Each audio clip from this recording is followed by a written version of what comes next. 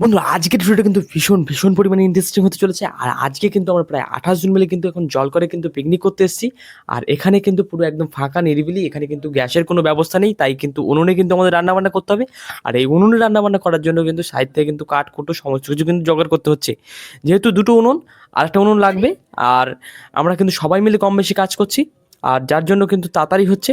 তো যাই হোক আজকের কারিগর কিন্তু আমার দিদি আর জামাইবাবু। একে, একে কিন্তু সমস্ত কাজগুলো করছে। এর আগেও কিন্তু দিদির বাড়ি গিয়ে বিরিয়ানি খেয়েছি। দিদি জামাইবাবু কিন্তু খুব ভালো বিরিয়ানি বানায়। হ্যাঁ, ভাইফোঁটার সময় কিন্তু আমরা কিন্তু গিয়েছিলাম যখন, তখন দিদি আর জামাইবাবু কিন্তু বিরিয়ানি বানিয়েছিল। সেটা কিন্তু আমার ভালো লেগেছিল খুবই। তো আজকে কিন্তু দিদি আর জামাইবাবু আমাদের বাড়িতে এসছে। আর আসার পরে কিন্তু বাড়িতে বানিয়েছে।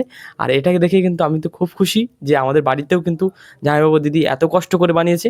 তো যাই হোক, এখন কিন্তু আমরা সবাই বিরিয়ানি করার পরে কিন্তু এখন সবাই খেতে বসে পড়েছি। আর সবাইকে কিন্তু এখন দিদি আর জামাইবাবু এখন সার্ভ করে দিচ্ছে।